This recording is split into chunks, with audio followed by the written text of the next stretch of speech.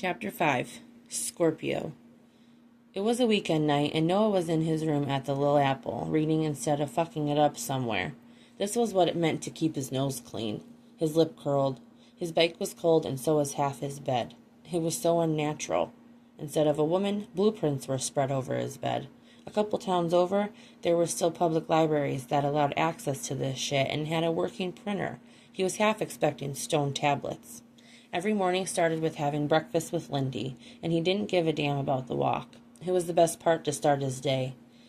Just getting her to smile for a few minutes to wipe the sadness out of her eyes gave him a thrill usually reserved for speeding along a long stretch of highway. It was often followed by thoughts of pressing his finger down her dimple, or worse, pressing her full mouth to his and finally tasting it. Worse because the thought never failed to tighten his pants. Just the thought of kissing her. Nothing else. And for now, it had to stay as simple as a kiss. Otherwise, Skorpio would rear his head, and he doubted she was ready for any of that. Lindy was a sweet, small-town girl. A genuine one. She didn't know anything about being tied up and fucked into submission, but Noah wanted her to know every bit of it. Every bit, he said out loud to no one. The wooden headboard that pressed against his back had perfectly separated columns he could easily tie her wrists to. She could just be naked and open to whatever he wanted. His tongue ring hit the roof of his mouth at the sound of his phone. "Quick check-in. How goes it?" Tim's voice was bright on the other end. "All right." Noah tried to will down his erection and get his thoughts back from a nude Lindy ass up in his bed. "The only problem I ran into so far is the sheriff out here. A guy named Durand. You know his type.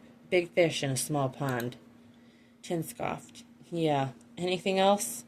"There's a guy out here named Langley. Guess he owns most of the shit up here except for a few places." "You check him out?"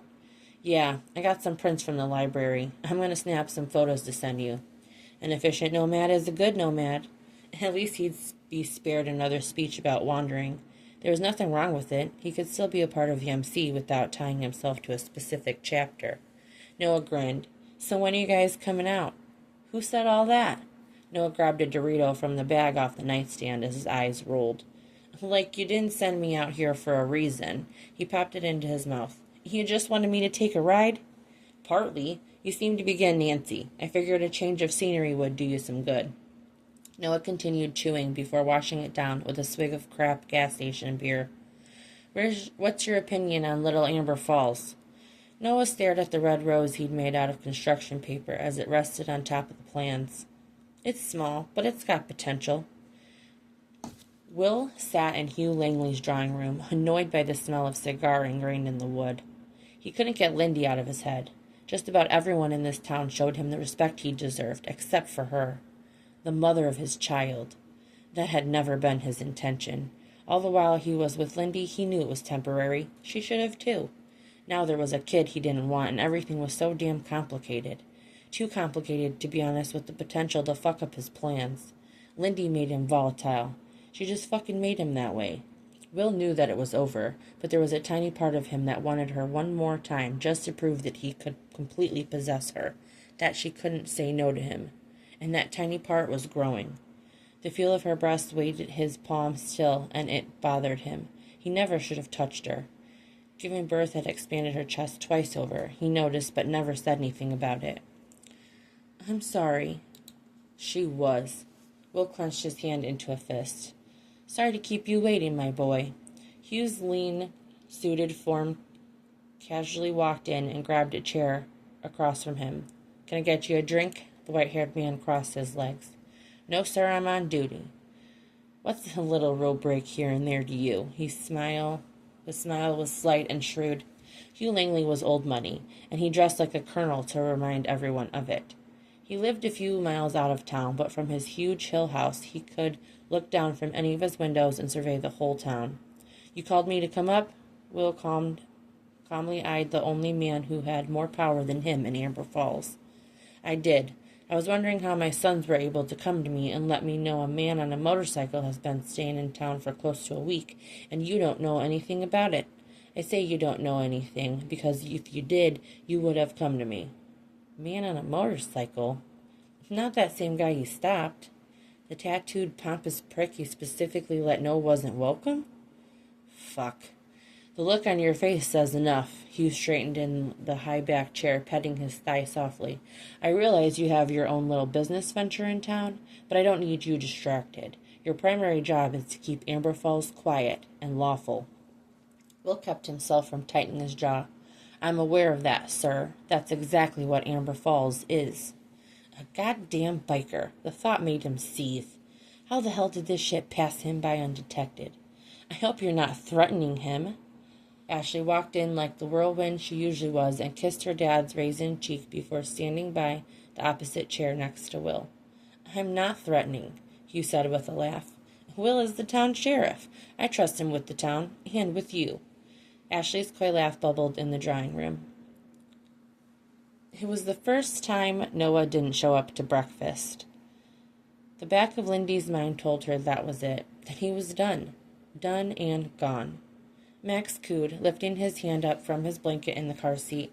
Lindy smiled down at him before placing some canned food in her carriage. I haven't seen anyone. I haven't even heard a bike around here. No one rides bikes in Amber Falls. Craig's probably been drinking too much again. What else has he got better to do? The two women snickered as she pulled her carriage up to the register. Vicky and Mary Lee, sisters, devout churchwomen, and the town's biggest gossips. Morning, ladies. Morning, Lindy. Their voices leapt over one another. Sarah said nothing, but made it her business to look pointedly at the cash as she accepted it. Lindy knew the gas station incident had spread to more than Will's ears. That was one of the downsides to being in a small town. Gossip, not football, was the #1 sport. Jeff would never wait for her. Lindy barely cleaned as she quickly moved to close up. She checked all sides of the diner to make sure she didn't see Will's car outside. She kept telling herself he wouldn't be back, but it was still night and she was still alone. Aside from a bat behind the counter, she had nothing to defend herself. Imagine living in a quiet small town and the person you feared the most was the sheriff. A goddamn mess. Lindy parked her car as close to the building as possible. The last thing she did was shut off the open sign before she locked up the diner. The parking lot was partially lit and empty. It never usually bothered her leaving late at night. Amber Falls was safe. But then Will had to come along harassing her. Now she was hyper-aware at night. She couldn't even switch shifts to do doubles to lessen her evening hours because she wouldn't have a sitter. I was trying to catch you before you closed. Lindy turned to the voice behind her, almost tripping on the step. She caught herself holding her chest. Shit, I'm sorry, I scared you. Noah's hair was completely windblown, looking rawer than usual, but she barely noticed it over the concern in his eyes. He was wearing the sheer top again, but he had on a silver necklace and thick leather bracelets on his wrists. He looked like a member of a vampire gang, and she'd never been so happy to see a man in her life. Lindy pulled away from the door. I thought you were gone. Her voice was light as she tried to catch her breath. I had to go out of town, a bit impromptu, and that's why I missed breakfast. You okay? She heard him speaking, but Lindy felt like she was in a haze. Emotion just wanted to bust free, and her chest was a weakening dam trying to hold it back. She shook her head despite herself. Then she started moving toward him, and he stepped forward. Instinct took over her, and she hugged him. Lindy. His arms wrapped around her back, and she thought her knees slacked. His tight hold wouldn't let her fall, though, and her body weight rested against him. She relaxed in the embrace of this huge tattooed stranger that had shown up in her life and offered her more kindness than just about anyone. What's wrong, baby girl? He asked against her scalp. She could feel his goatee tickling her forehead.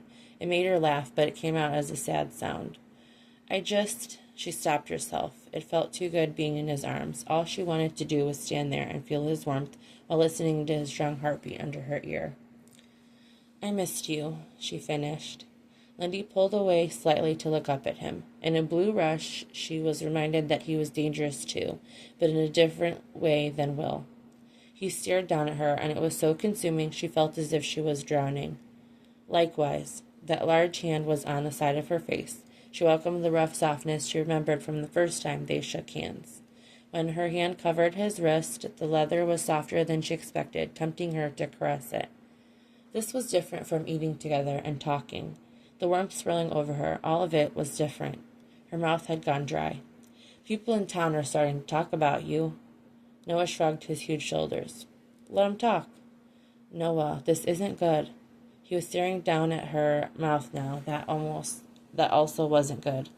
Noah possessed a kindness. She was sure of that, but there was also something else in him. The sight of his teeth flashing livened her body in a way that forced her to step out of his hold. The separation didn't stop the fact that her body was waking up. For him. He rested his hands on his hips, and some of the intensity relaxed from his eyes. Let them have something to talk about while they're watching The Blob. Lindy couldn't help but chuckle. Noah reached in his back pocket and pulled out a flyer. I saw this on a stand on my way back, the next town over. Lindy recognized the lettering. Bailey's Carnival? Why don't you go with me? You can ride Deathstalker. Lindy's brow raised. They have a ride called Deathstalker? No. Noah's chin shifted down a bit. Deathstalker's my bike. Lindy was sure her face said the holy shit she couldn't mouth. You met her at the gas station, he quickly added. Deathstalker, she repeated. He nodded once. Lindy had never been asked out in her life. Will never asked her. They just did things together. Why couldn't he have come to town a year earlier? Noah, she smiled. I'm a mom. He lowered the flyer, staying quiet. I can't. Because you're a mom? He questioned her as if he didn't understand it. She tightened her hand on the strap of her purse. It doesn't bother me that you have a kid, Lindy. I just wanted to take you out, get you away from the diner. It should bother you, though, Noah. It's not that simple.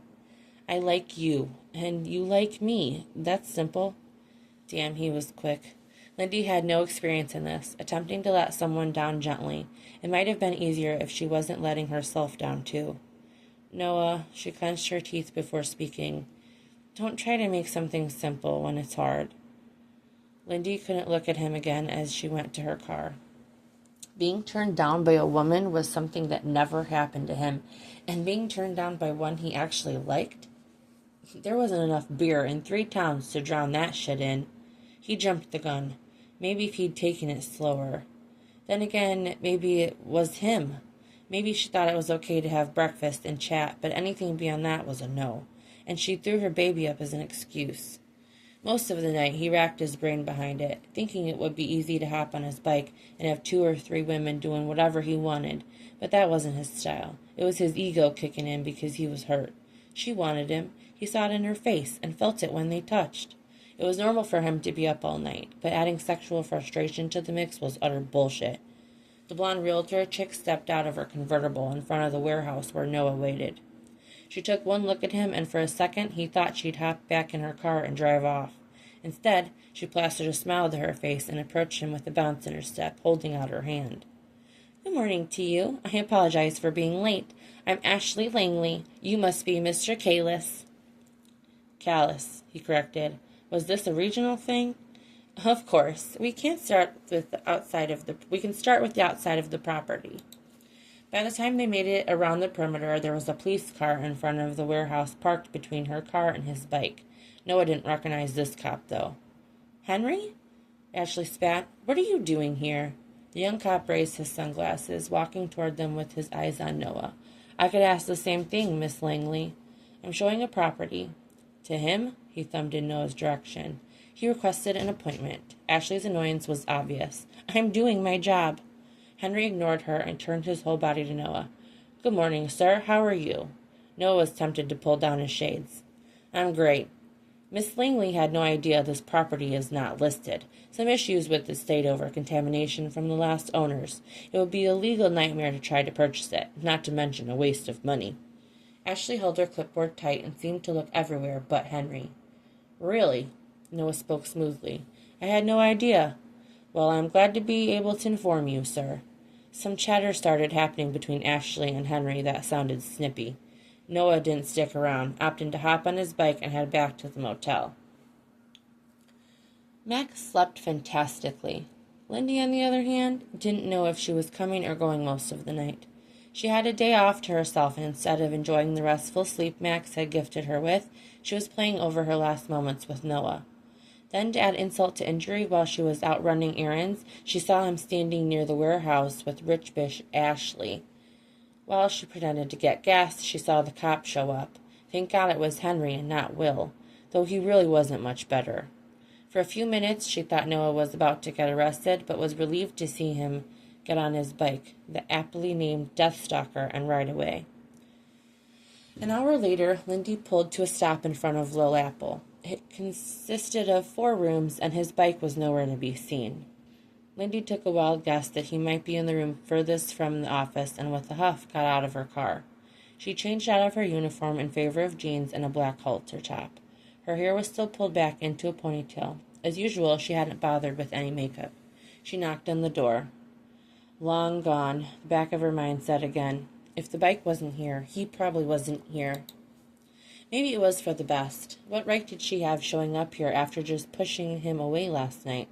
The door swung open.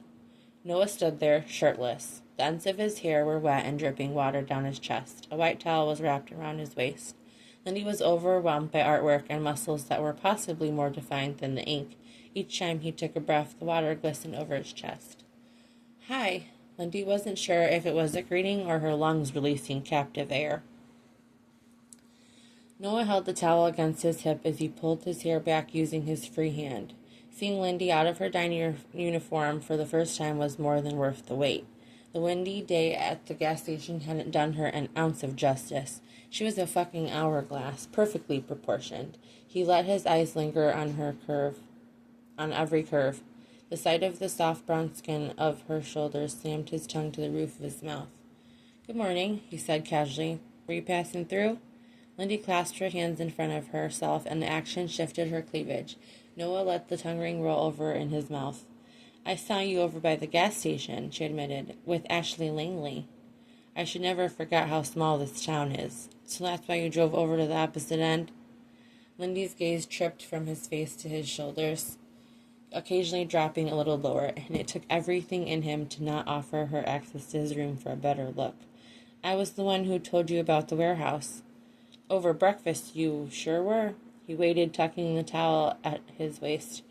Are you trying to buy it or something? Noah leaned against the doorframe. It creaked a second under his weight. No, baby girl, I guess not. What happened? According to the busybody cop that showed up, the land is contaminated or some shit. You ever heard of that? Lindy shook her head and her ponytail moved with it. No, that's what he said? Yeah, since he's a cop, he must be telling the truth, right? Lindy made a noise before her face deflated and she looked down. That's how things go around here. I tried to tell you. Noah scoffed, folding his arms. One monkey don't stop no show. Her face contorted. What? He grinned. You never heard of that? No. It means one bad thing doesn't stop you from proceeding. So that means you're still going to try to buy it? Do you know how much money it costs? He didn't answer her. A slight movement and he felt the towel slipping. He reached his hand down to adjust it. Lindy cleared her throat. I also wanted to apologize for how I treated you last night. One sec. She went to her hatchback and grabbed a plate off the front seat. It was covered in a red and white checkered napkin. I was off this morning and cooked myself some breakfast. She held the plate out to him. Hash browns and blueberry muffins. As usual, Noah hadn't eaten shit and gladly accepted it. Half the plate was golden hash browns, and the other held 3 good-sized muffins he could smell before he pulled off the napkin. Noah picked up a muffin and bit into it. Still warm. Apology accepted. Okay. Lindy watched him chew a moment before starting back toward her car. Is that what you're wearing for our date? Lindy turned to look at him. The curve in the small of her back led down to an ass he could literally fall to his knees and worship. He took a large second bite and swallowed heavily. The last day of the carnival is today. So is that what you're wearing? At some point in their conversation, Noah decided to throw Slow out of the window. Seeing her now made him realize there was way more to Lindy than the person he met in the diner. He just scratched the surface, and he wanted to know more about this halter top and jeans-wearing girl. If anything was going to happen between them, she'd have to be willing to take a chance. Quietly, he waited for a response.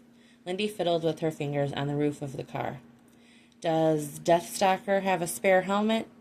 Noah's grin couldn't be contained. Just for you.